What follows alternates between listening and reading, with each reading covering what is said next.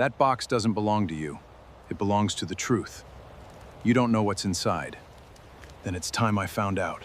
Dad, Mom wanted us to find it. We're here for the box. Then you'll leave empty-handed. You don't understand what you're holding. Maybe neither do you. Dad, Mom wanted us to keep it safe. The first man stepped through the burned doorway and aimed a gun at 12-year-old Eli Carter. The second stared at the soot-blackened metal box in the boy's arms and said, "Give us what your mother hid." Marcus Carter moved between them without hesitation. Behind him, the remains of his home groaned in the cold Ohio wind, charred beams hanging overhead like broken ribs. Police lights flashed beyond the shattered windows, but no officers had entered yet. Eli's hands trembled around the box. "Dad," he whispered, "there's a recording inside." Mom knew who did it. One of the men raised his weapon. "Your wife tried to expose this once. Look what it cost her." Marcus held the man's gaze. He had already lost his house, his work, and the woman he loved. He would not lose his son or the truth. Before we begin, tell us where you're watching from and what time it is there. And subscribe for more powerful stories about courage, family, and justice. 8 days earlier, before smoke swallowed the sky over Alder Street, Marcus Carter believed the hardest part of his life was already behind him. At 38, he had learned how to live with disappointment without letting it poison the way he treated people. Every morning before sunrise, he brewed strong coffee in the small kitchen of the century-old house he had once restored alongside his wife, Danielle. The cabinets no longer matched. The hardwood floors creaked with every step, and the porch leaned just enough to remind visitors that the home had seen better decades. Marcus never apologized for any of it. He always told Eli, "A house doesn't have to be perfect. It just has to make people feel safe." Safety had become more than a profession to him. It had become a promise. 4 years earlier, Marcus had buried Danielle after police ruled that her car had skidded off a rain-soaked highway and struck a concrete barrier. Everyone called it a tragic accident. Marcus had repeated those words so many times they almost sounded believable. But every evening, when the house settled into silence, he found himself staring at the empty chair beside the dining table, wondering why someone as careful as Danielle had never made it home. Life had not paused for grief. Bills still arrived. The mortgage still demanded payment. And 12-year-old Eli still needed a father who got out of bed every morning. Marcus had once worked as one of Belhaven's most respected municipal building inspectors. Neighbors still remembered the stories of him shutting down unsafe construction sites even when wealthy developers threatened lawsuit. But that career had ended years ago under a cloud of accusations he had never fully escaped. Officially, he had resigned after an internal investigation questioned his inspection report. Unofficially, people whispered that Marcus Carter had become difficult, stubborn, impossible to work with. Now, he earned a living driving an aging white pickup truck with faded blue lettering that read Carter Home Repair. Some weeks he had more work than he could finish.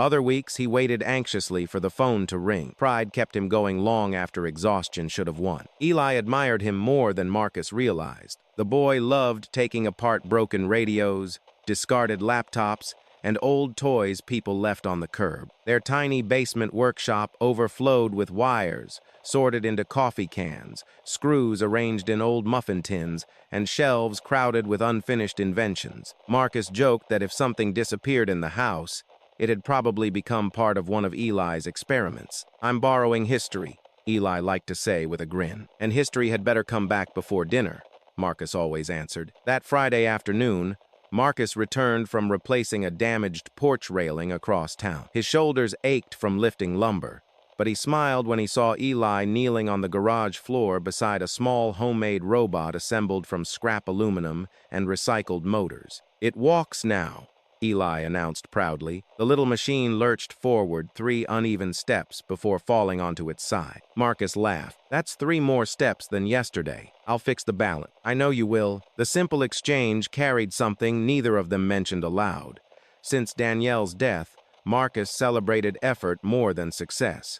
He wanted Eli to believe that failure was never permanent. Inside the mailbox waited another reminder that the world rarely rewarded optimism. The envelope bore the logo of their insurance company. Marcus opened it slowly. Final notice. Unless the overdue premium was paid within 5 business days, Homeowners coverage would lack. He folded the paper before Eli could read it. That evening, after calculating every dollar in his checking account, Marcus transferred nearly everything he had left to keep the policy alive. It meant delaying the truck repair he desperately needed, but losing insurance on the house was a risk he couldn't take. "Everything okay?"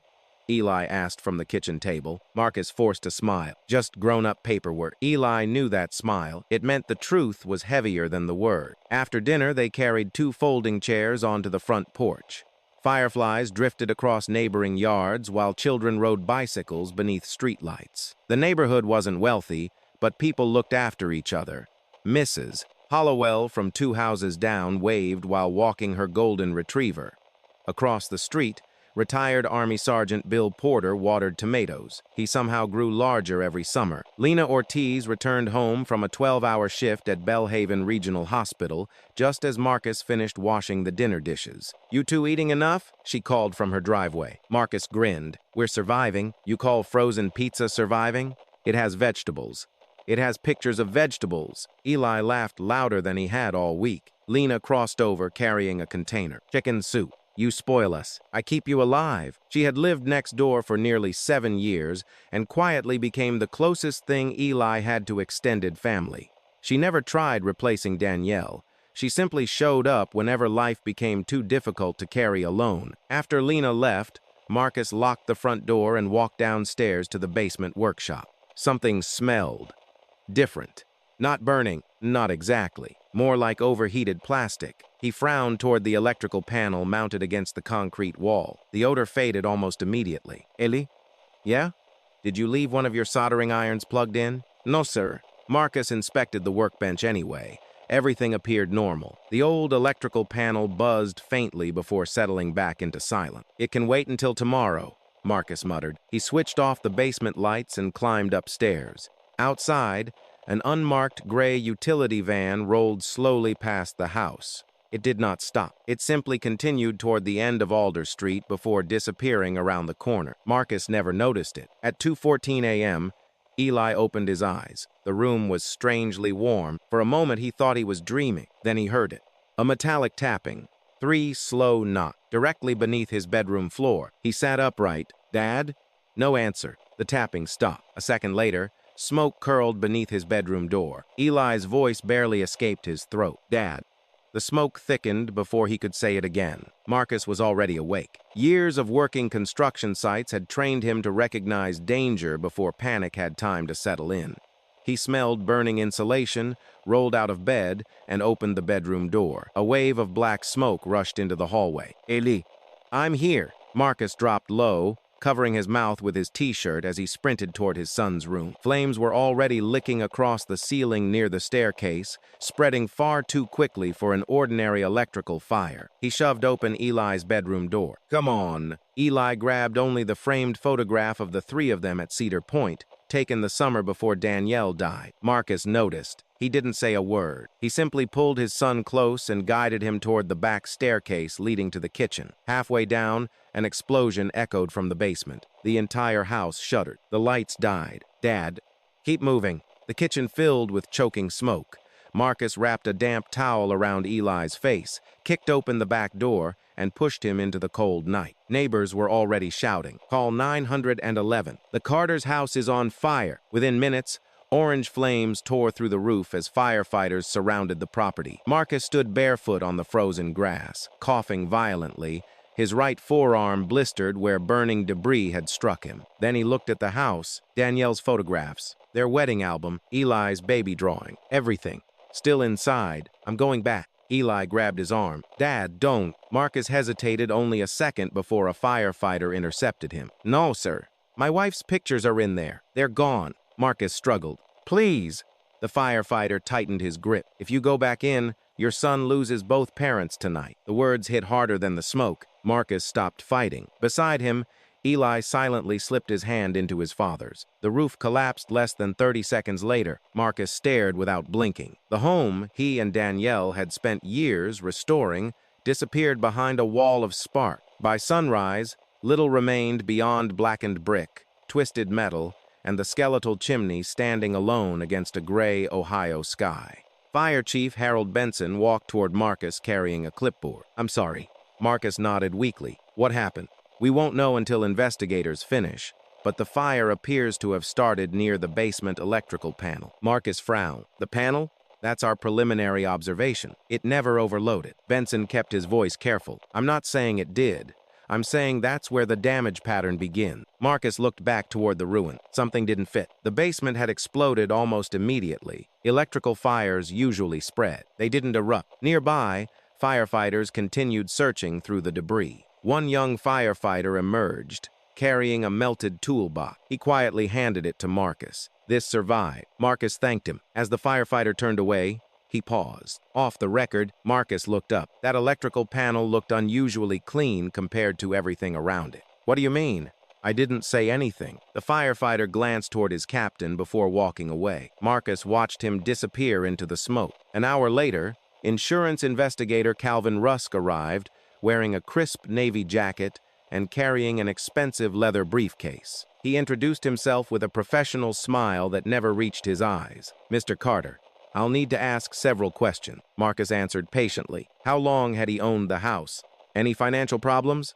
Any recent repairs? Any electrical work? When Rusk learned Marcus had paid his overdue premium just 2 days earlier, his pen stopped moving. "You reinstated the policy 48 hours before the fire?" "Yes." "Interesting timing." Marcus looked at him. "I paid because I couldn't afford to lose coverage." Rusk simply wrote another note. No sympathy, no reassurance, only notes. By noon, Bellhaven police detective Tasha Green arrived. Unlike Rusk, she listened more than she spoke. She interviewed Marcus first, then Eli. "So you woke up at exactly 2:14? She asked gently. Eli nodded. "I heard somebody." "What did you hear?" "Metal tapping." "Could it have been part of the house settling?" Eli shook his head. "No." "Did you see anyone?" "No." "Anything else?" He hesitated. "I think someone was downstairs before the smoke came." Green wrote it down. "We'll look into it." After she left, Marcus noticed Eli staring silently at the ashes. "You okay?" "I keep thinking." "What?" "If I had gotten up sooner." Marcus knelt until they were eye level. "You didn't cause this." "But my workshop." "Eli." Marcus rested both hands on his son's shoulders. "You didn't cause this." Eli wanted to believe him. He truly did. That afternoon, Lena drove them to a small roadside motel, paid for by Reverend Samuel Pike's church emergency fund. The room smelled faintly of bleach and old carpet. 2 beds, 1 table, 1 window overlooking the highway. It wasn't home, but it was dry. Marcus sat on the edge of the bed, staring at the insurance documents spread across the table. His phone rang. A long-time customer. "I'm sorry, Marcus." "For what?"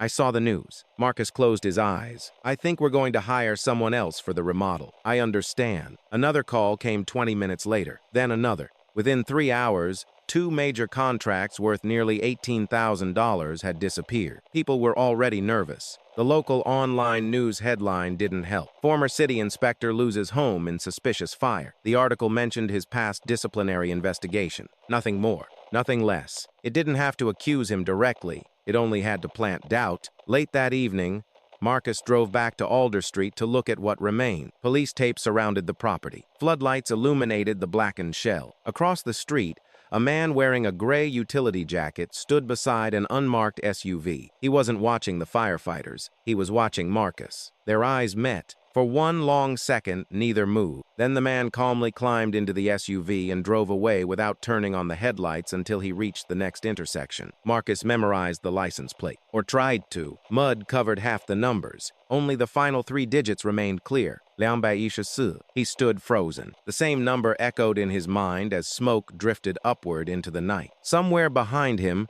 beneath the ruins of everything his family had owned, something metallic gave 3 faint taps. Marcus slowly turned toward the burned house. No one else seemed to hear them. Marcus barely slept. Every time he closed his eyes, he saw flames racing across the ceiling and heard the firefighter's words repeating inside his head. "If you go back in, your son loses both parents tonight." At sunrise, Eli was already awake, sitting at the motel table with the small plastic bag the fire department had returned to them. It contained everything the recovery crew believed was salvageable from the house.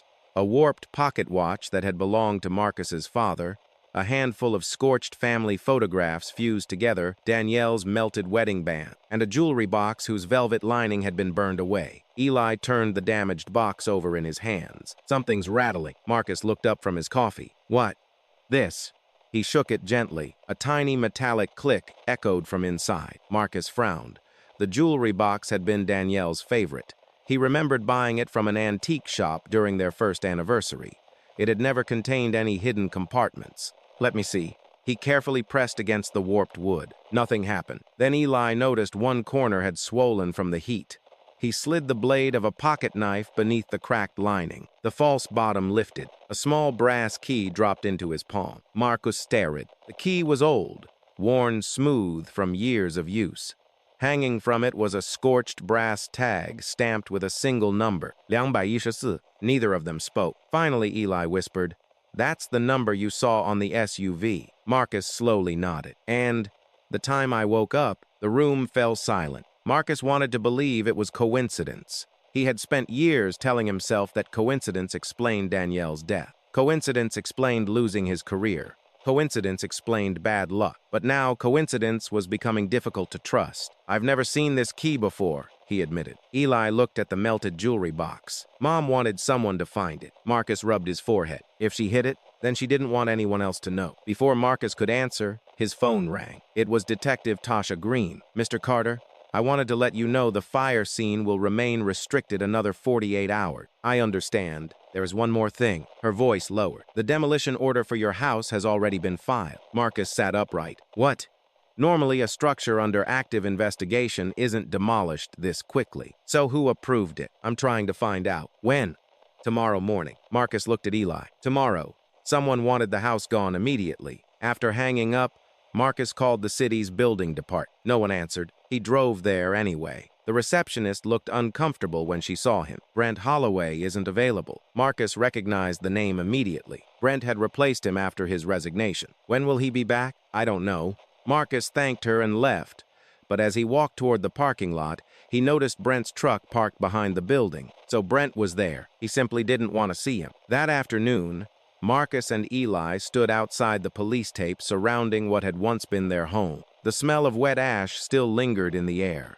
Fire investigators had already removed most of the damaged electrical equipment. Only broken flooring and collapsed beams remained. Marcus studied the house carefully. Danielle had always insisted on drawing detailed floor plans whenever they renovated. She knew every wall, every support beam, every crawl space. Eli wandered toward what had been Danielle's small home office. "Dad."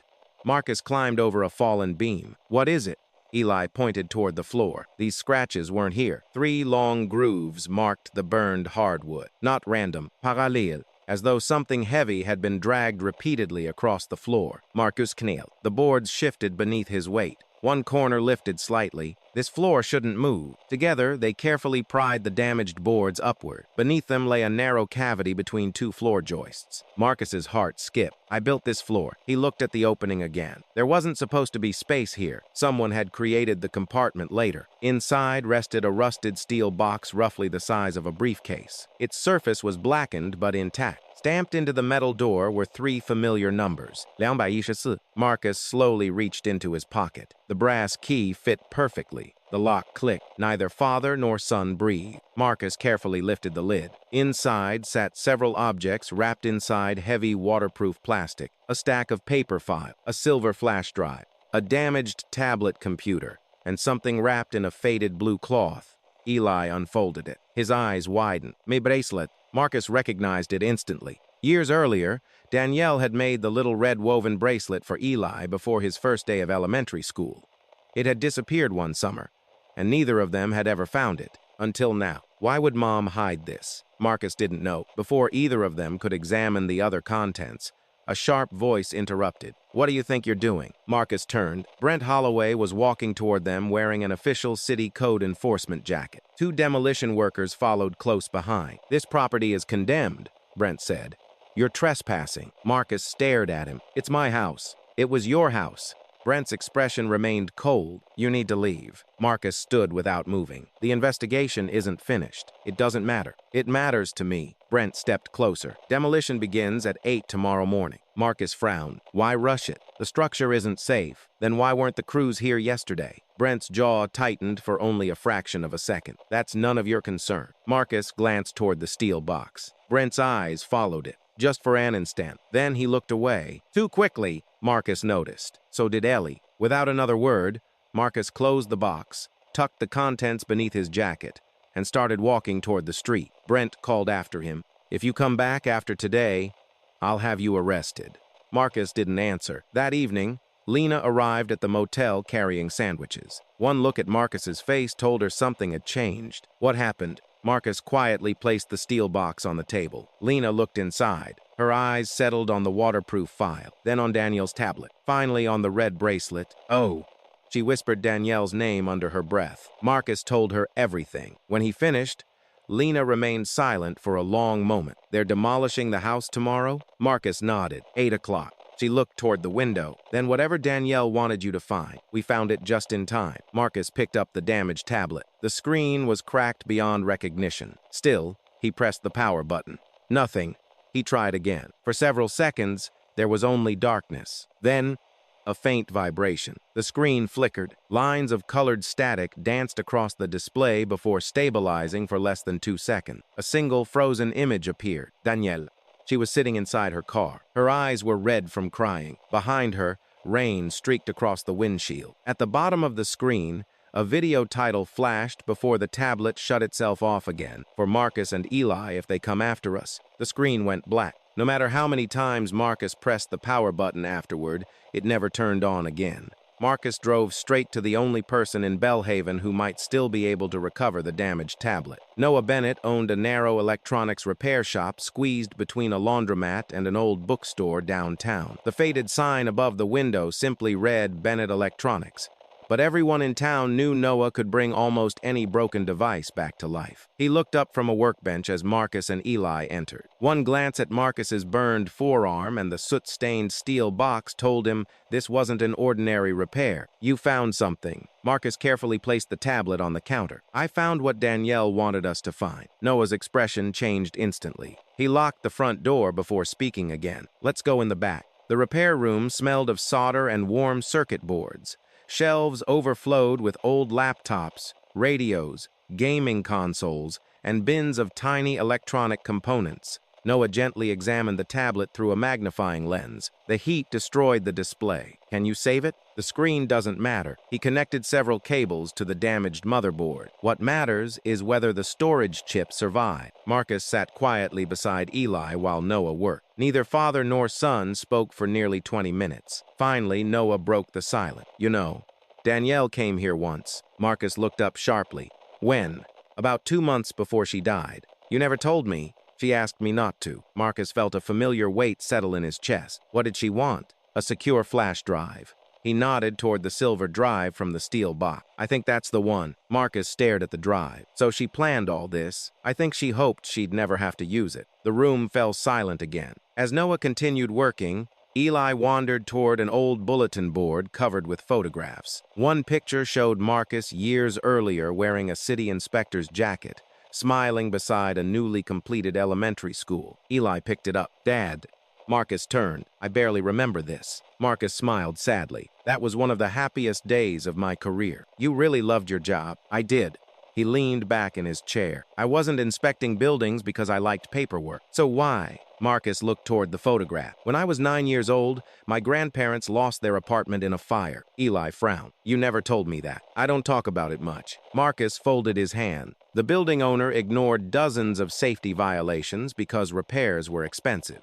"No one checked?" "Someone did." "What happened?" "They signed the paperwork anyway." Marcus's voice remained calm, but Eli could hear the pain beneath every word. "My grandmother survived. My grandfather didn't." The workshop fell completely still. Marcus continued quietly. "I promised myself that if I ever had the chance, I'd never sign my name to something that could get a family killed. Eli finally understood. His father's job had never simply been employment. It had been a promise made to a little boy who had watched firefighters carry his grandfather out of a burning building. Marcus looked down at his scarred hand. Sometimes keeping a promise costs more than you expect. His mind drifted back 5 years. Back to Halcyon Development Group. Back to Victor Langford. The conference room had overlooked downtown Bellhaven. Marcus still remembered Victor's polished smile. "We're behind schedule," Victor had said pleasantly. Marcus slid the inspection report across the table. "Your electrical subcontractor ignored the approved plan." Victor barely glanced at it. "We'll correct it later." "No."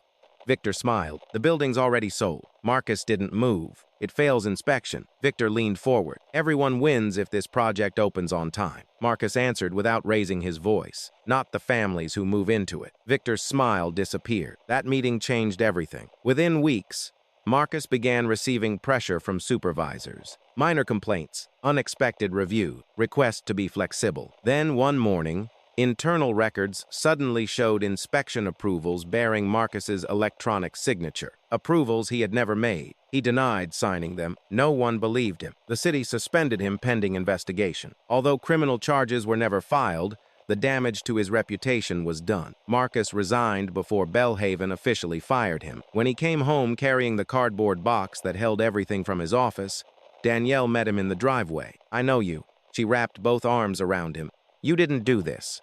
Marcus still remembered burying his face against her shoulder. "I don't know how to prove it. We'll find a way." And she had meant every word. Weeks later, Danielle began quietly collecting documents. She never accepted the official explanation. She believed someone inside Halcyon, and possibly inside city government, had framed Marcus to protect much larger crime. At first, Marcus helped. Then the anonymous phone calls started. Late night silence. Cars parked outside the house. An envelope containing nothing but a newspaper clipping about their family. Marcus became afraid. Not for himself, for Danielle, for Eli.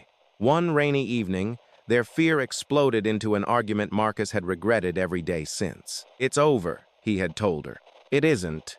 It has to be. If innocent families are living in unsafe buildings, you think I don't know that?" Danielle stepped closer. "They already took your career. I can survive that. They'll keep taking." Marcus looked toward Eli, who had been coloring quietly in the next room. "I won't let them take him." Danielle's eyes filled with tears. "I'm trying to protect him too. By chasing people powerful enough to ruin us? I'm chasing the truth. I'm asking you to stop." For the first time in their marriage, she walked away without answering. 2 days later, she never came home. Marcus had replayed that conversation thousands of times. If he had supported her, if he had gone with her, if he had listened, perhaps none of this would have happened. "Dad?" Eli's voice pulled him back to the present. "You still think it's your fault." Marcus looked at his son. "I've thought that every day for 4 years." Eli sat beside him. Moments later, Noah finally smiled. "I've got something." He connected the tablet to a larger monitor. Static filled the screen. Then Danielle appeared. The image flickered badly. Rain struck the windshield behind her. She looked exhausted. "If you're watching this," she began, her voice breaking, "something has gone terribly wrong."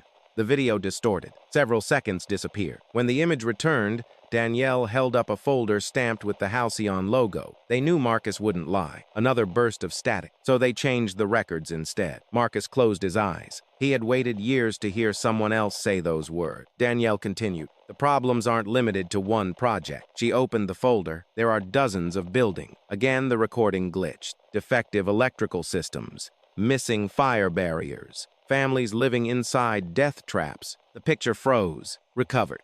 Then Danielle leaned closer to the camera. "If anything happens to me, find the audit." Static consumed half the screen. "You can't trust." More interference. Except the audio vanished. Returned. The screen flickered violently. Danielle took a shaky breath. "Marcus." Her voice softened. "I'm sorry I couldn't tell you everything." She smiled sadly. "I was trying to give Eli the future we promised him." The picture fractured into digital block. One final sentence broke through the noise. "The person helping me works inside Halcyon." The screen went black for nearly 5 seconds. Then Danielle's voice returned one last time. "And Marcus already knows her." The tablet shut down completely. Noah stared at the dead screen. "So," Marcus slowly stood. He whispered the letter as memories resurfaced. A compliance director. Someone who had questioned Halcyon's paperwork more than once. Someone Danielle had met twice. Someone Marcus hadn't thought about in years. He looked at Noah. I know exactly who she is. But before he could say the name aloud, the silver flash drive resting on Noah's workbench emitted a tiny, blinking green light. Neither of them had plugged it in. The tiny green light blinked once. Then again, Noah frowned. That's impossible. Marcus looked from the flash drive to the disconnected cables lying across the workbench. You never plugged it in. I didn't. Noah carefully picked it up.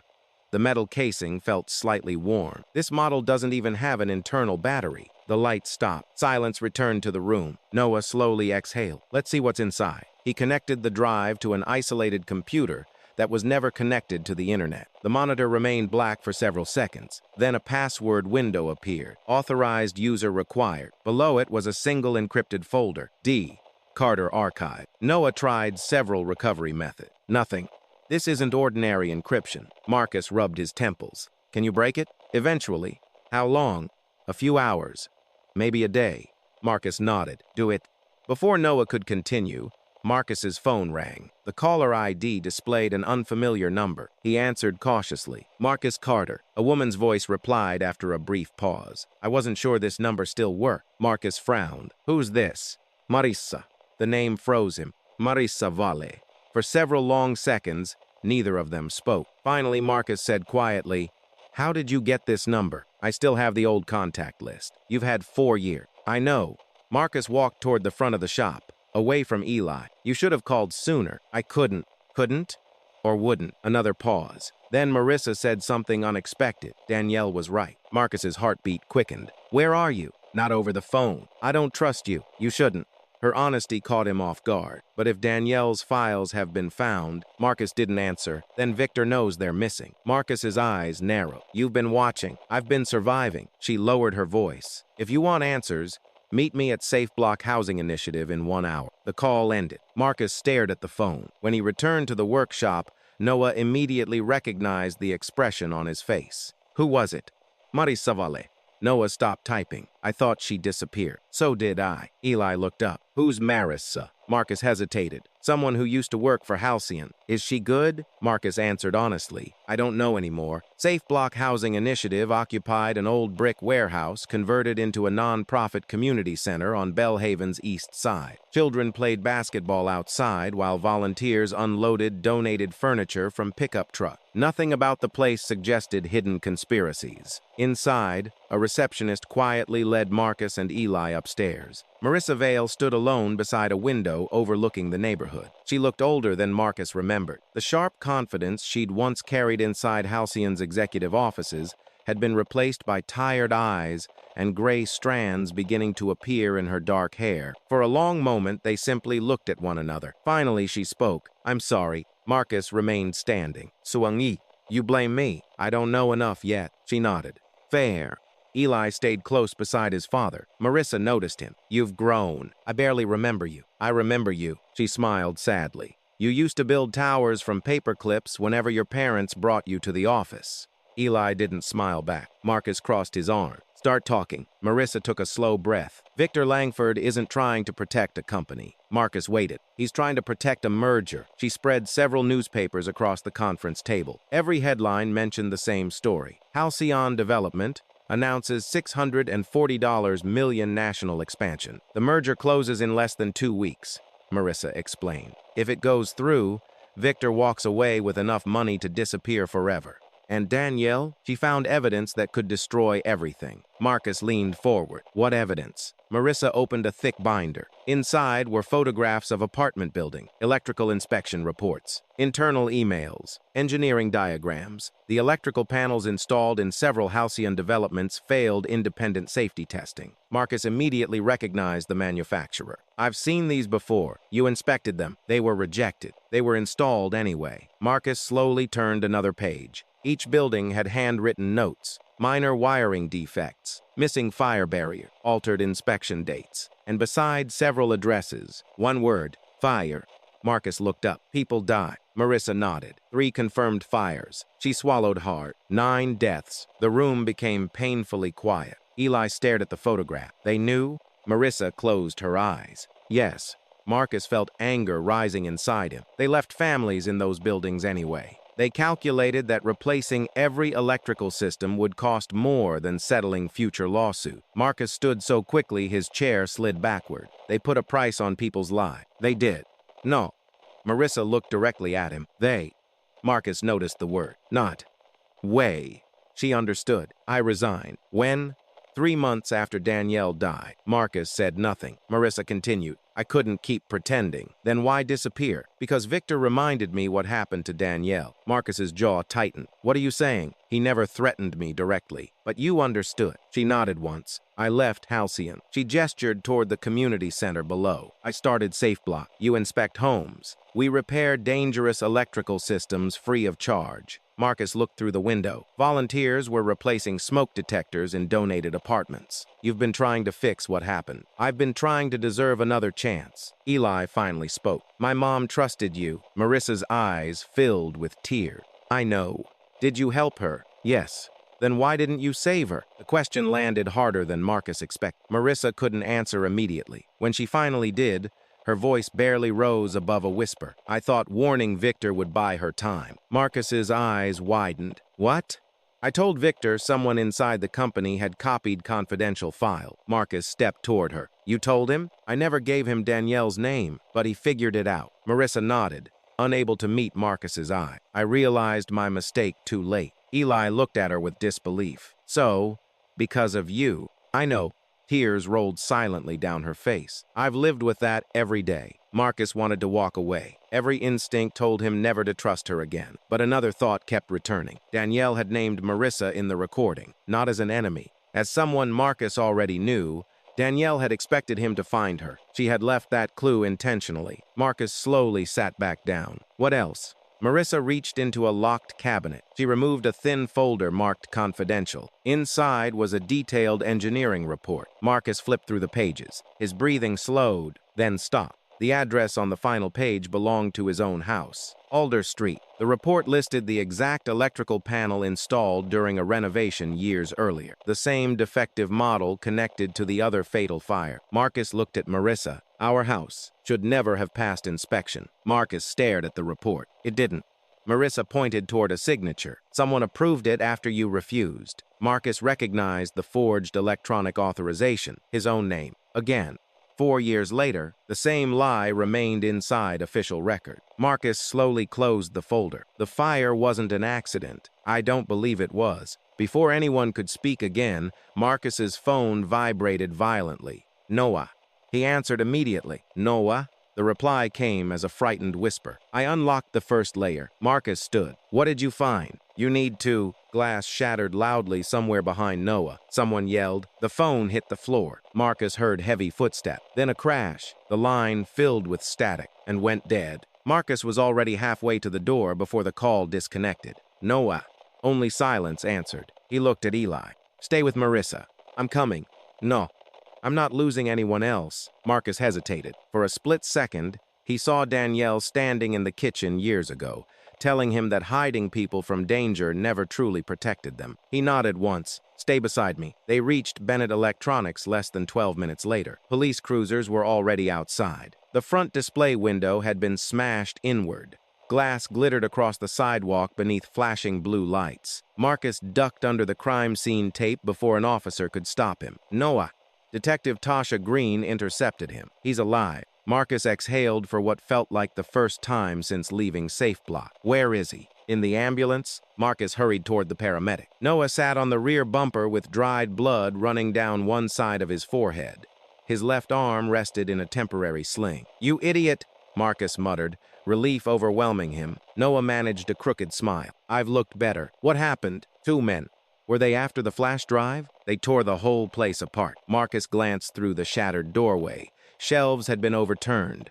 Hard drives lay smashed across the floor. Every computer tower had been ripped open. They searched everywhere. Green stepped closer, but they left without what they came for. Marcus looked back at Noah. You still have it? Noah smiled faintly. I never said I kept it on the computer. He reached toward a cardboard box beside the ambulance. Inside lay Eli's old handheld game console, the one Noah had promised to repair months earlier. The casing was already cracked. He removed the back cover. Taped beneath the battery compartment sat the silver flash drive. Eli stared in disbelief. You hid it inside my game? They were looking for computers. Noah shrugged painfully. Not old toys. Green immediately took custody of the drive. This goes straight to digital forensic. No, Noah said firmly. They'll take weeks. We don't have weeks. Marcus looked at Green. Can we examine it here? She hesitated. Official procedure said no. Common sense said Victor Langford was already trying to erase evidence. Finally, she nodded. One copy. Nothing leaves my sight. Back inside the damaged repair shop,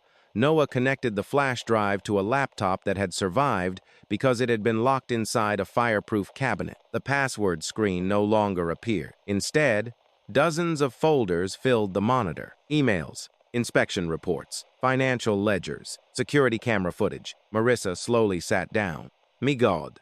Marcus opened one folder after another. Every file strengthened Danielle's claim. Internal engineering reports clearly stated that replacing the defective electrical systems would cost approximately $38 million. Another memo estimated that potential lawsuits would likely cost less. Someone had literally compared human lives to accounting projections. Eli quietly whispered, "They knew." No one answered, because everyone already knew he was right. Green opened another folder labeled Payments. A spreadsheet appeared. Monthly transfers, consulting fees, construction bonuses. But Marcus recognized the receiving company immediately. Hollow Ridge Infrastructure. Green frowned. Why does that matter? It isn't real. What? I inspected one of their projects years ago. There wasn't any project. Marcus pointed at the screen. Hollow Ridge only exists on paper. Green's eyes widened. A shell company. Exactly. Every payment eventually traced back to one name. Brent Holloway. Marcus felt something twist inside him. So Brent wasn't replacing me. He was replacing your honesty, Marissa said quietly. Another folder contained security footage from the night of the fire. The timestamp read, 1:37 a.m. A grainy black and white image showed the side entrance to Marcus's house. A man wearing a gray utility jacket walked into the basement carrying a toolbox. His face wasn't visible, but the way he limped slightly on his right leg. Marcus recognized it instantly. Brent. Green leaned closer. You're sure? I worked beside him for 3 years. The man remained inside for less than 6 minutes. When he emerged, the toolbox looked lighter. He climbed into an unmarked SUV. Its rear license plate ended with 214. Eli looked at Marcus. That's the truck. Marcus slowly nodded. The same one. Green replayed the footage twice more. This proves someone entered the house before the fire. It proves Brent did. It doesn't prove who sent him. Marcus knew she was right. Circumstantial evidence wasn't enough. Not yet. Marissa quietly opened another folder, then froze. No. Marcus turned. What? She didn't answer. Instead, she clicked one email. The sender, Marissa Vale. The recipient, Victor Langford. Subject, internal security concern. Marcus felt the room grow still. The message was dated 3 days before Danielle's death. Someone has copied confidential compliance files. You need to tighten access immediately before more information leaves the company. Marcus looked at Marissa. You told him. She closed her eyes. I did.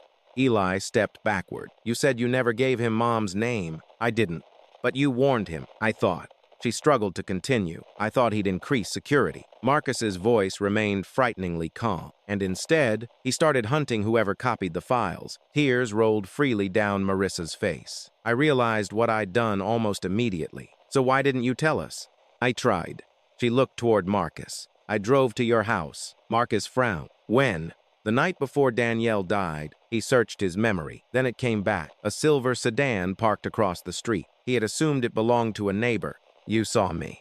You were helping Eli ride his bicycle. Marissa smiled through tears. I couldn't bring myself to walk over. Why?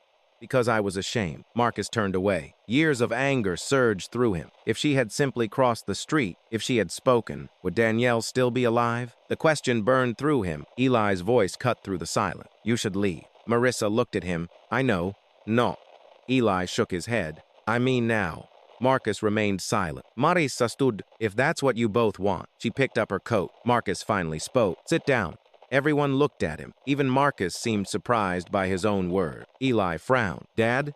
Marcus stared at the frozen image of Brent Holloway entering his basement. If Danielle wanted me to find Marissa, he looked directly at her. Then she believed we'd need you. Marissa blinked. After everything, I don't forgive you. I don't expect you to. but I'm not going to throw away the truth because it comes from someone who made terrible choices. The room remained quiet. Marcus continued, "My son deserves better than revenge." He glanced toward Eli. "He deserves justice." Eli didn't answer immediately. Eventually, he nodded. Very slightly. Green closed the laptop. "We now have evidence of arson." She paused. "But until we connect Victor directly to Brent, he can still claim this was one employee acting alone." Marcus knew exactly what that meant. They had climbed one mountain. Another stood ahead. As they packed the evidence, Noah turned on the television hanging in the repair shop. Every local station carried the same live broadcast. Victor Langford stood behind a polished podium decorated with Halcyon's blue and silver logo. Reporters crowded the room. Victor smiled with effortless confidence. "Our company has always operated with integrity." Marcus watched in silence. Then Victor continued, "Unfortunately, a disgruntled former city inspector has attempted to extort Halcyon using stolen corporate documents." A large photograph of Marcus appeared on every television screen. Reporters immediately began shouting questions. Victor raised one hand. "We have already provided law enforcement with all necessary evidence." Marcus stared at the broadcast. The battle had just become public, and Victor had made the first move. Victor Langford's press conference dominated every local news channel before Marcus even reached the motel. By morning, the story had spread across Ohio. Former inspector accused of corporate extortion. The headline appeared on television screens in waiting rooms, restaurants, and gas stations. Every interview repeated the same carefully chosen word: disgruntled, financially desperate, seeking revenge. No reporter mentioned the surveillance footage. None mentioned the defective electrical panels. None mentioned the 9 families who had already lost loved ones in fires connected to Halcyon properties. Victor had shaped the narrative before anyone else could speak. Marcus switched off the motel television. Eli stared at the black screen. "They're lying." Marcus nodded. "They are." Then why are people believing them? Marcus searched for an answer that wouldn't destroy his son's faith in the world. Because lies that sound organized often travel faster than complicated truths. A knock interrupted them. Detective Green stood outside. Her expression told Marcus this wasn't a social visit. "We need to talk." Inside the room, Green placed a folder on the table. "I received this an hour ago." Marcus opened it. His stomach tightened. Printed emails, financial records, a transcript of an audio recording. "What is this?" "Evidence submitted by Halcyon." Green folded her arms. "They claim you stole confidential corporate files and demanded money to keep them private." Marcus looked up sharply. "I never asked them for a dime. I know what you're saying." "No." Marcus pointed at the transcript. "I never said any of this." Green hesitated. "We're trying to authenticate the recording." Marcus read the transcript again. Something bothered him. The sentences felt wrong. Not because they accused him, because they sounded familiar. He couldn't place why. Before he could think further, 2 uniformed officers entered behind Green. Their expressions were apologetic. "Marcus Carter?" "Yes.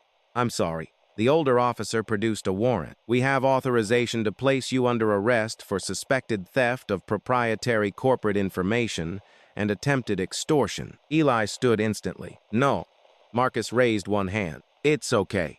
"It isn't okay." The younger officer quietly said, "Sir, please turn around." Marcus slowly complied. Cold handcuffs closed around his wrist. He looked at Eli. "Listen to me." Tears already filled the boy's eyes. "You remember what your mom always said?" Eli couldn't answer. "What did she say?" His voice trembled. "The truth doesn't stop being true just because people don't believe it." Marcus smiled softly. "Exactly." The officers escorted him outside. Eli watched through the motel window until the police cruiser disappeared around the corner. Only then did he break down. Lena arrived minutes later after Marissa called her. She wrapped Eli in a tight embrace without saying a word. Sometimes, silence comforted more than promises. The Bellhaven Police Department holding room was cold enough to make Marcus's burned arm ache. Detective Green entered carrying 2 cups of coffee. She slid one across the table. "I reviewed your interrogation from 4 years ago." Marcus looked up. "My interrogation?" "The one after the inspection scandal." "What about it?"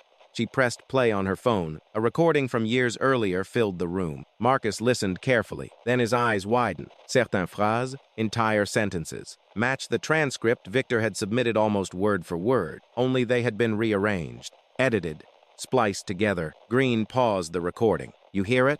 Marcus nodded slowly. "They built a fake conversation. They stitched together pieces from your old disciplinary interview. So the recording isn't real." "I don't think it is." Marcus leaned back. "Can you prove it?" Green looked frustrated. "Eventually." Marcus understood the problem. Eventually wasn't good enough. Not with Victor's merger only days away. Hours later, Marcus was escorted into a private conference room. A sharply dressed attorney waited inside. He stood politely. "Mr. Carter." Marcus remained silent. "My name is Richard Ames. I know who you work for." Richard nodded. "I represent Mr. Langford." Marcus laughed once. Without humor, "What does Victor want?" Richard opened a leather folder. "A simple agreement." Marcus didn't touch it. "You publicly admit that you intentionally set your own house on fire." Marcus stared at him. "You surrender every copy of Danielle Carter's files." Silence. In exchange, Richard continued calmly. "All civil claims disappear." Marcus said nothing. "Your debts are paid." "Nothing." "Your son receives a trust fund for college."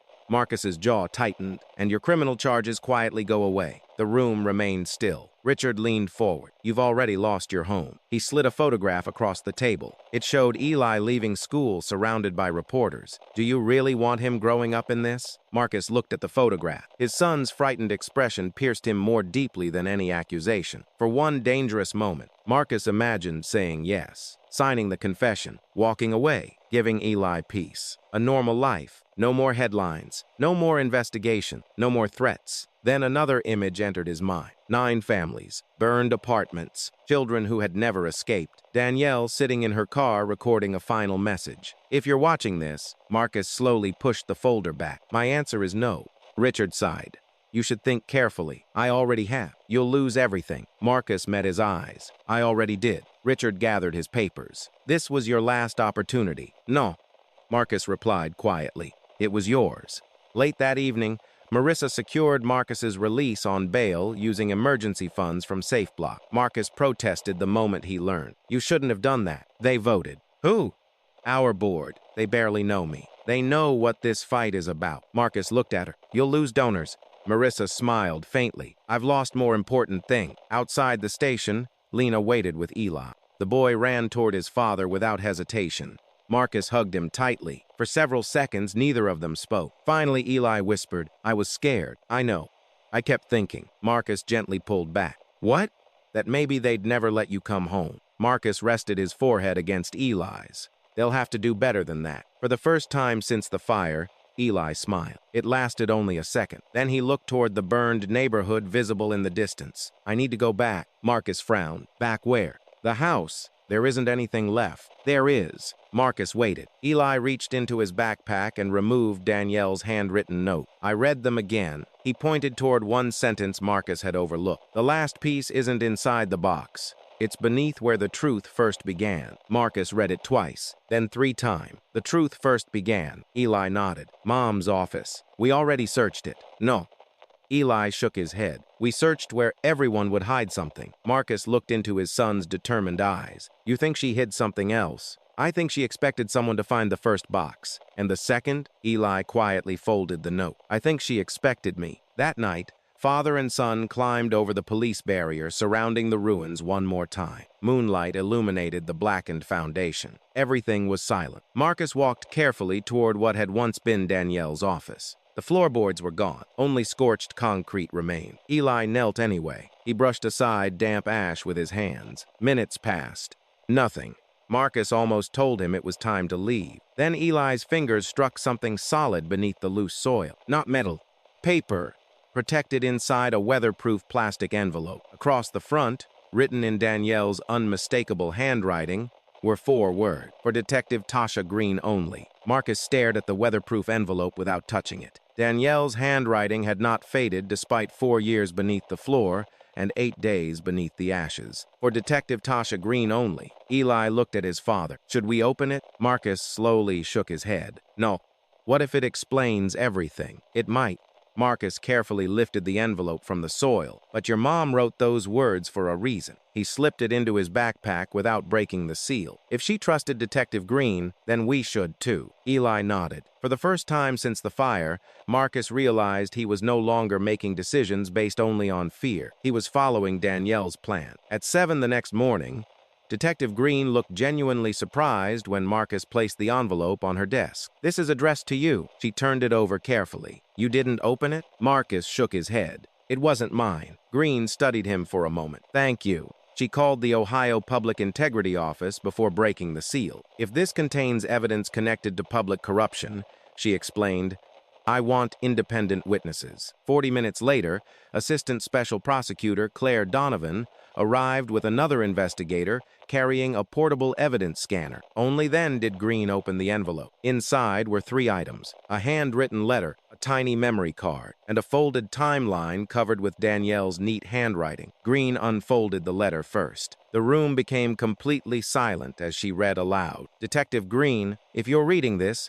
I probably failed to reach you in person. I'm writing to you because I believe someone inside Bellhaven law enforcement is leaking information to Halcyon Development. Marcus exchanged a glance with Eli. Danielle had suspected the police, but not all of them. Green continued reading. You once refused to alter an accident report involving a city councilman.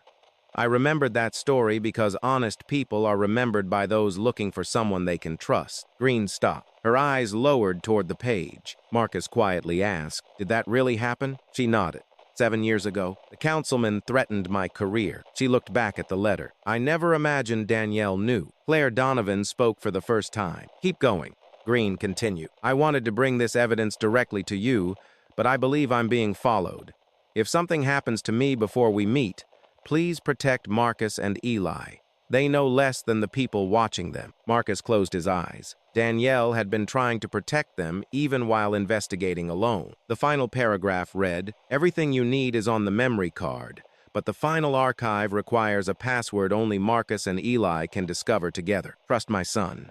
He notices what adults ignore. Eli swallowed hard. His mother had written those words 4 years earlier, yet it felt as though she were speaking directly to him. The investigators inserted the tiny memory card into a secure laptop. Video appeared immediately. A dashboard camera. Date, October 14th, the day Danielle died. Rain streaked across the windshield as she drove along State Route 19. For nearly 5 minutes, nothing unusual happened. Then Eli leaned closer. Pause. Claire froze the frame. A black SUV had appeared far behind Danielle's car. Green enlarged the image. The vehicle remained several hundred feet back. The video resumed, mile after mile. The SUV never turned, never passed, never disappeared. 20 miles later, it was still there. Claire frowned. That's not coincident. The camera timestamp continued. Suddenly, Danielle glanced repeatedly into her rearview mirror. She had noticed it too. Then the video shook violently. Headlights flashed. The SUV accelerated. The recording ended abruptly. No impact. No final frame. Only black. Marcus stared at the frozen screen. They cut it. Claire nodded slowly. Someone removed the end. Green opened another folder on the memory card. Vehicle registration documents. Maintenance invoices. Corporate insurance forms. Each one pointed toward the same company, Lakeview Security Solutions. Claire typed rapidly. 5 minutes later, she looked up. Lakeview was owned by Halcyon. Marcus felt every muscle tighten, so the SUV belonged to them. It did, and someone erased the rest of the crash. Green quietly nodded, which means Danielle's accident scene was manipulated. The room fell silent. For 4 years, Marcus had forced himself to accept fate. Now fate was beginning to look very much like murder. Only one mystery remained. The encrypted folder. Carter Final. Noah had brought the recovered flash drive with him. He connected it to the secure laptop. The password prompt appeared again. Marcus tried Danielle's birthday. Rejected. Their wedding anniversary. Rejected. Eli frowned. Mom said I'd notice. He looked around the room, then toward the red woven bracelet lying beside the flash drive. The bracelet. His birthday. Suddenly, he smiled. When Mom made this, he turned to Marcus. She tied it exactly 13 times. Marcus blinked. You counted? I used to. He entered his birthday. Nothing. Then he added 13 at the end. The password was accepted instantly. The room erupted into activity. Folders unfolded across the screen. Thousands of files. Accounting records. Internal emails. Inspection reports. Voice recording. One document immediately caught Claire's attention. Master payment ledger. She opened it. Every illegal payment Halcyon had made over 6 years appeared in chronological order. Bribes, shell companies, consulting contract, political donations, everything. Then Green stopped scrolling. Wait. She pointed toward one name, Raymond Sutter. Marcus recognized it immediately. Deputy Police Chief. Green's face hardened. He supervised Danielle's crash investigation. Claire read the payment history. Monthly transfers. Quarterly bonuses. Annual consulting fees, always routed through shell companies, always hidden. Green whispered, he buried the evidence. Marcus felt sick. Not only had someone targeted Danielle, the very official responsible for investigating her death had been taking money from the company she was exposing. Eli quietly asked, "So, Mom picked the right detective?" Green looked at him. "I guess she did." Before anyone could continue, Claire's phone vibrated. She answered. Her expression changed immediately. "What?" She stood. "When?" Marcus watched her carefully. She ended the call. "What happened?" Claire looked around the room before speaking. "Brent Holloway was found dead 30 minutes ago." Silence. Green slowly stood. "How?" Inside his car. Marcus felt his stomach sink. Claire continued. "A typed confession was found beside the body." She paused. "It claims Brent acted entirely alone." The room remained frozen. Marcus looked toward the laptop screen, toward the payment ledger, toward the evidence Danielle had sacrificed everything to preserve. Someone wasn't cleaning up loose ends anymore. Someone was erasing them. The news broke before noon. Every television in Bellhaven carried the same headline. Halcyon employee found dead confession, claims he acted alone. Marcus stared at the screen in bitter silence. Victor Langford appeared outside Halcyon headquarters less than an hour later, surrounded by attorneys and reporters. "This is a tragic day," Victor said solemnly. "Mr. Holloway apparently made terrible choices without the knowledge or authorization of Halcyon Development.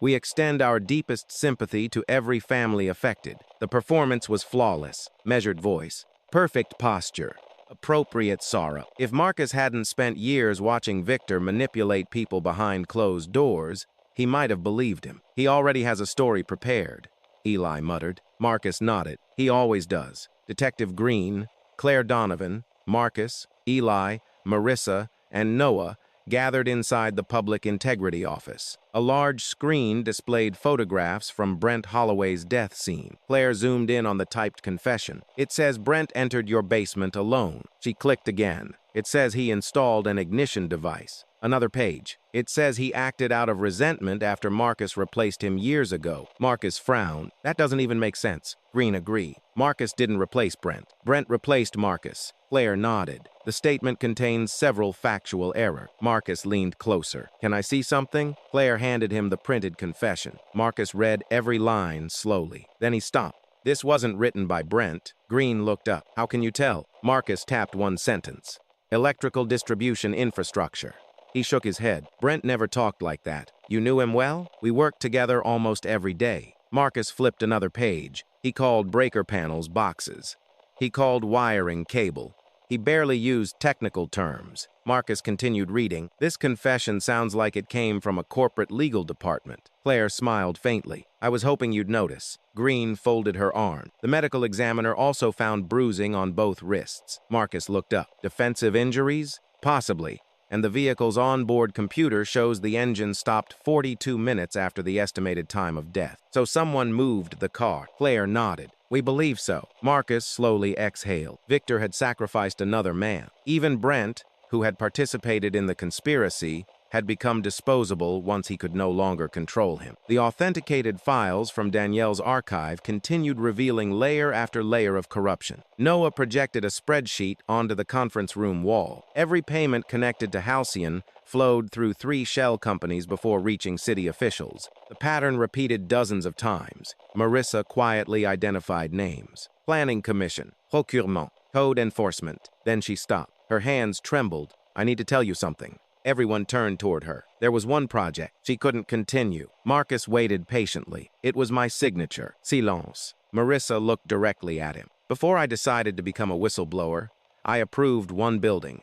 The inspection wasn't complete. I knew it." Marcus remained calm. "I told myself they'd fix it before families moved in." She swallowed. "They never did." No one spoke. "I've spent 6 years trying to make up for that decision." She looked toward Eli. "I can't. But I won't lie about it anymore." Claire wrote several notes. "If you testify truthfully, the court will consider your cooperation. I'm not asking for mercy." Marissa's voice steadied. "I'm asking for the chance to tell the truth before another family pays for my silence." Marcus looked at her for several long seconds. Finally, he nodded. "Then tell everything." That afternoon, Halcyon's merger hearing began at the Belhaven Civic Convention Center. Hundreds of investors, city officials, television cameras, families displaced by previous apartment fires stood quietly outside holding framed photographs of lost loved ones. Marcus almost turned around when he saw them. Instead, one elderly woman approached him. She held the picture of a little girl, my granddaughter.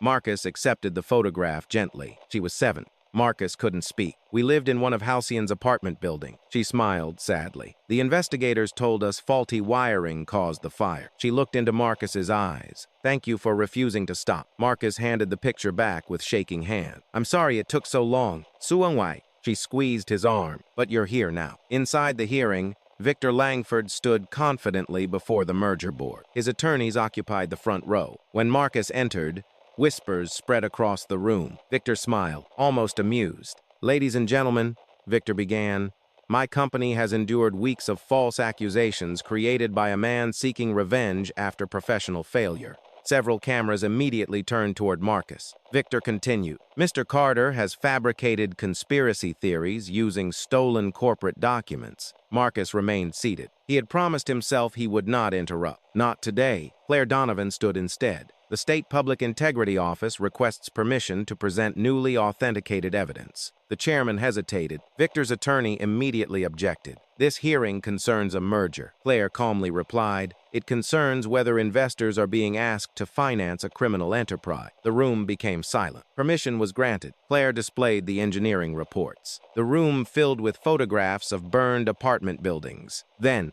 Marcus's own house. A murmur spread across the audience. Marcus walked to the podium. For a moment, he simply looked at the room. I spent 15 years inspecting buildings. His voice remained steady. I believed every signature I placed on a report represented a family. He held up the engineering document. This electrical panel was installed in my home after I rejected it. He turned another page. It appears in multiple apartment fires. Another page. It appears in every engineering warning Halcyon ignored. Victor remained expressionless. Marcus continued, I lost my home. He looked toward Eli. My son almost lost his father. He faced the audience again. But there are families here today who lost children. His voice softened. They don't get another chance. The hearing room fell completely still. Then Eli quietly walked forward. He placed Danielle's handwritten ledger on the presentation table. No speech, no dramatic gesture, only the worn notebook. Victor looked at it. For the first time since the investigation began, his smile disappeared. The hearing adjourned temporarily while investigators verified the newest evidence.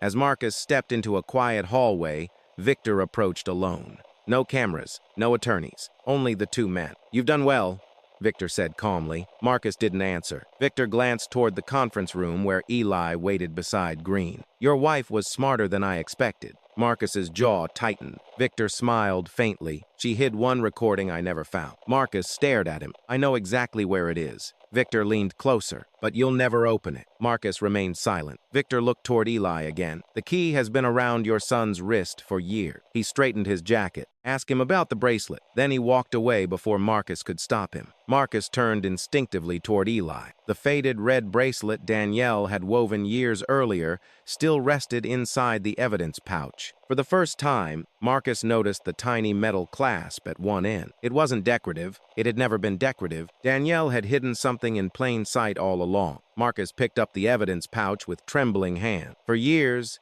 he had believed the faded red bracelet was nothing more than a keepsake Danielle had woven for Eli before his first day of school.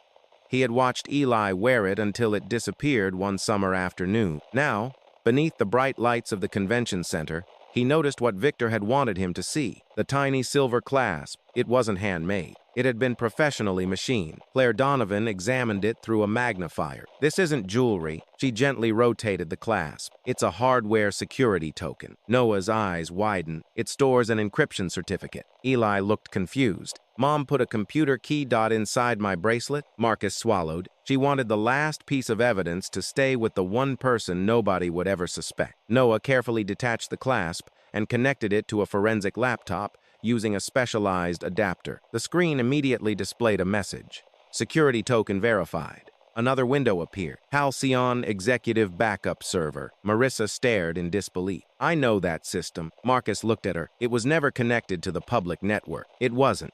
She nodded slowly. Victor created a private archive. Every executive meeting was automatically backed up. He trusted recordings more than people. Claire leaned forward. If Danielle copied the access certificate, she could reach everything. Marissa finished. The final encrypted directory unlocked. One folder waited inside. Final recording. Before anyone could open it, Detective Green's phone rang. She answered immediately. Her expression changed. What? Marcus knew before she spoke. Eli? She looked at him. He isn't in the conference room. Marcus's heart stopped. What do you mean? He stepped into the hallway 2 minutes ago. Claire was already moving. Security footage from the convention center appeared on nearby monitors. One camera showed Eli leaving the hearing room carrying the evidence pouch. Another showed a man in a maintenance uniform speaking briefly with him. Then, the camera angle changed. A black SUV pulled into the underground parking garage. Eli disappeared inside. Marcus didn't wait. He sprinted toward the stairs. "Marcus!" Green shouted, but he was already gone. The parking garage was nearly empty. Rows of concrete pillars stretched into dim shadows beneath the building. Marcus reached the entrance just as a security guard pointed toward the exit ramp. They left less than a minute ago. What vehicle? Black SUV. Marcus closed his eyes for one brief second. The same type of vehicle, the same method, just like Danielle. Green caught up moments later. "We have traffic cameras." Claire was already contacting the State Fusion Center. Noah suddenly looked down at the old handheld game console still lying inside his backpack. He smiled. "I forgot." Marcus turned. "Forgot what?" "When I repaired Eli's game, I installed a tiny Bluetooth locator inside the battery compartment." Marcus stared. "You never told us." "I wanted him to find it as a birthday surprise." Noah opened the tracking application. A blinking blue dot appeared, moving north, toward downtown Bellhaven, straight toward Halcyon Tower. Victor wasn't running. He was waiting. Rain began falling as they reached the unfinished executive headquarters overlooking the river. Construction had nearly ended. Only the upper floors remained incomplete. Federal agents surrounded the building while Green led Marcus inside. The elevators had already been disabled. They climbed 27 flights of concrete stair. Each floor echoed with distant thunder. At the top,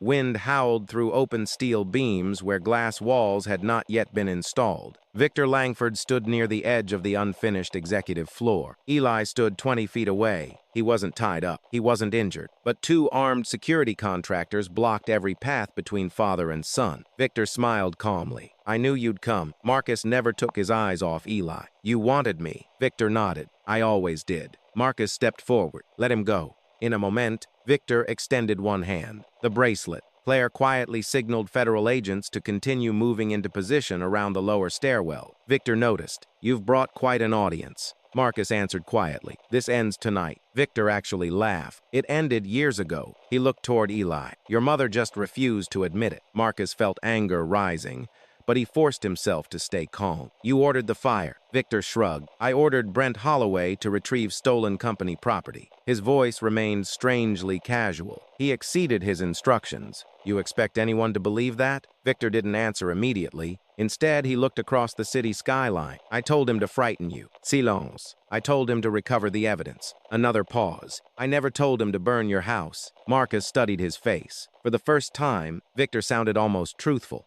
Not innocent, but truthful. Green quietly whispered to Claire, "That admission places him inside the conspiracy." Victor continued. "Brent panicked. He believed fire would destroy every copy." Marcus's fists tightened. "And Danielle?" Victor's expression hardened. "She made a very expensive mistake." Marcus took another step. "You murdered her." Victor looked away. "I instructed Raymond Sutter to stop her. You forced her car off the road. I instructed him to make sure she never delivered those 5. His voice lowered. What happened afterward became irreversible. Marcus no longer needed another confession. He needed proof. Claire nodded toward Noah. "Do it." Noah inserted the tiny bracelet clasp into the forensic adapter. Victor's secure server connected instantly. The final recording opened. Danielle appeared. Not inside her car. Inside what looked like a federal office conference room. A date appeared in the corner. 3 days before her death. She looked directly into the camera. "If you're seeing this, Victor has already discovered part of the investigation." She slid several documents across a table toward unseen officials. "I've been working with federal housing auditors for months." Marcus looked at Claire. Claire slowly nodded. "It matches sealed case records." Danielle continued. "Marissa cooperated after agreeing to testify." Marissa covered her mouth with trembling hands. Danielle smiled sadly. "If Marcus finds this, tell him I never stopped believing in him." The recording shifted.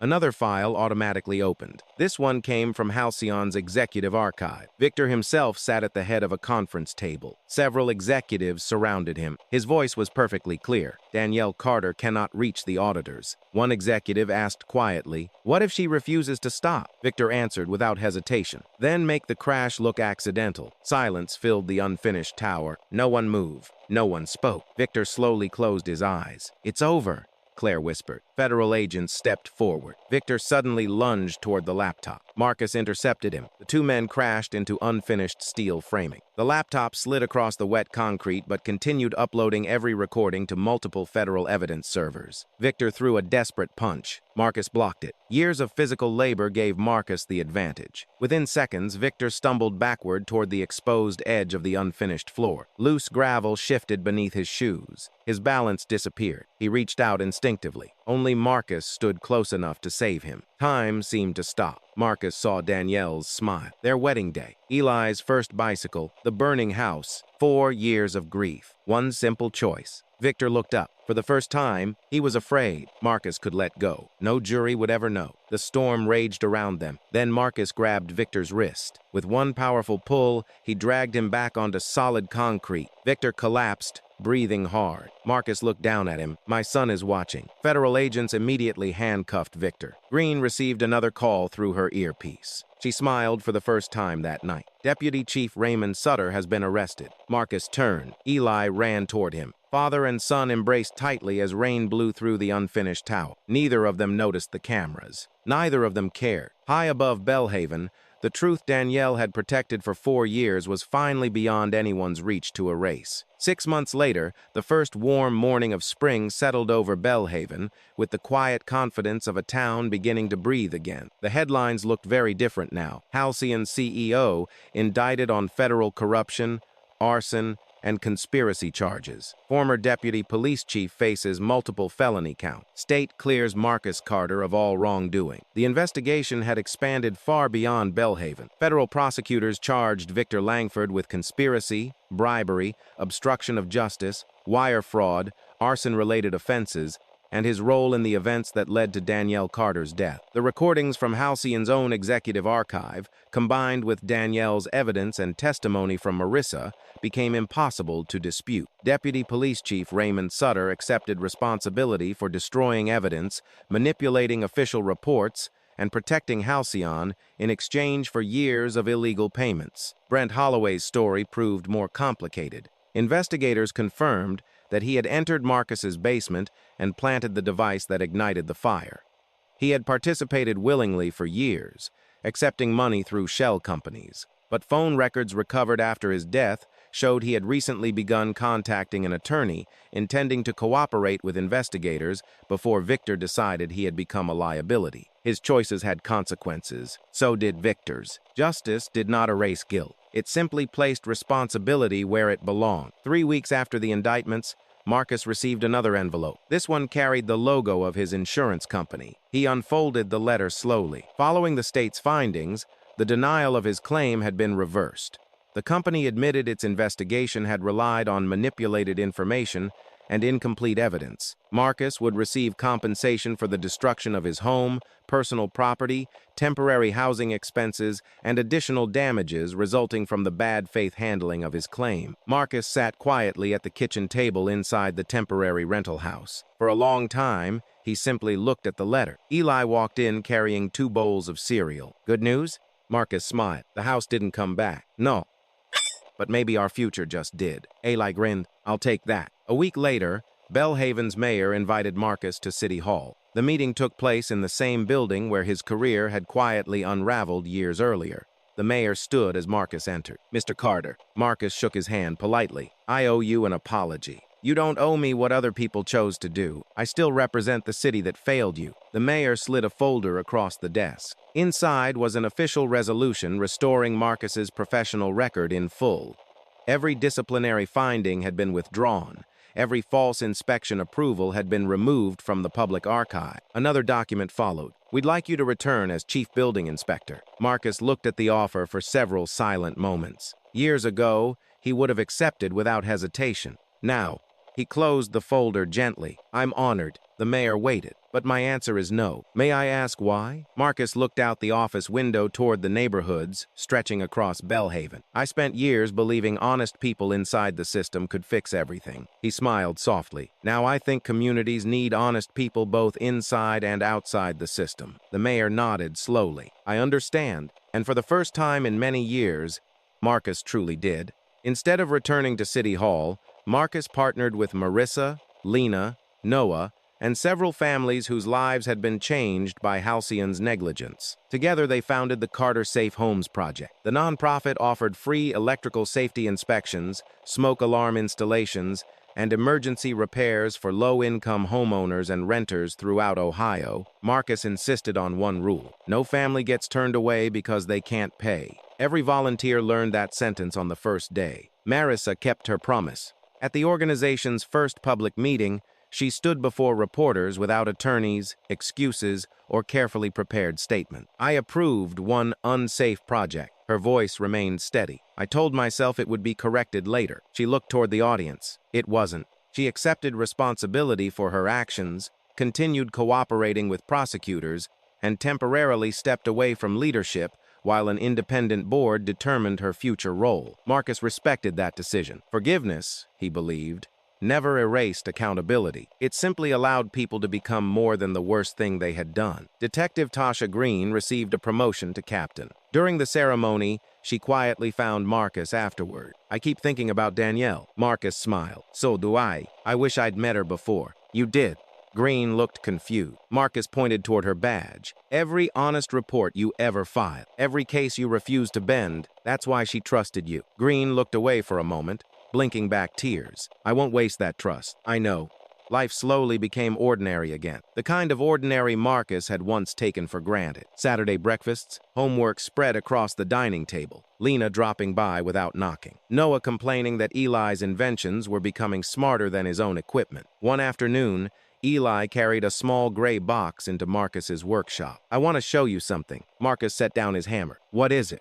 A heat sensor. Eli plugged the prototype into a test board. A small light glowed green. Then Marcus warmed a wire with a heat gun. Before the insulation reached a dangerous temperature, the device flashed bright red and sounded a warning. It detects abnormal heat before electrical panels fail. Marcus stared at the prototype. You built this? Eli nodded. I kept thinking. He smiled shyly.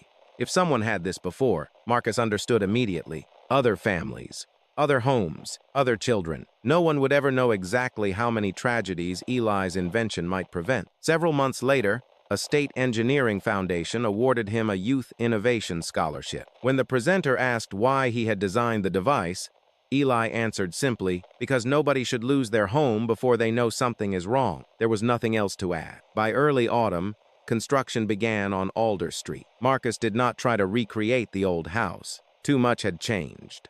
Instead, he built a simpler home with wider windows, stronger fire protection, and a detached workshop overlooking the backyard.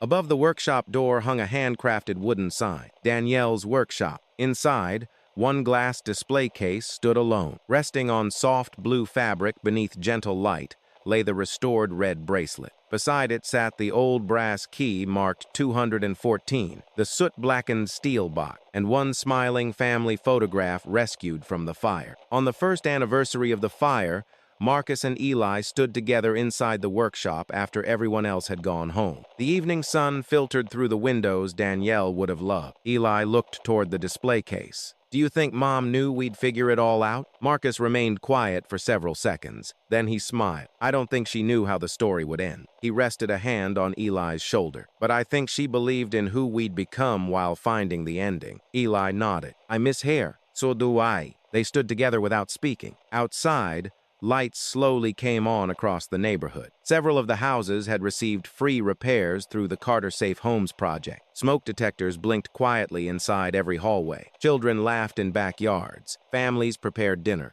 Homes.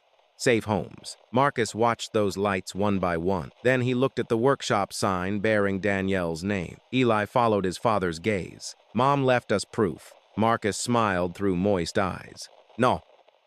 He gently squeezed Eli's shoulder. She left us a choice. He looked across the neighborhood where hope had replaced fear, and we made it together. Sometimes we believe losing everything means the story is over.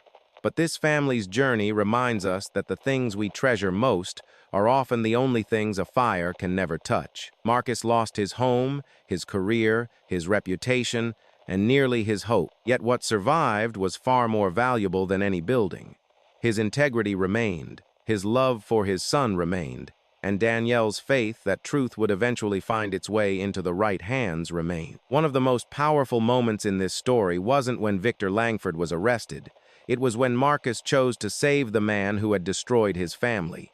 That decision didn't excuse evil. It proved that Marcus refused to let evil define who he became. Justice built on evidence lasts longer than revenge built on anger. Eli also reminds us of something adults often forget.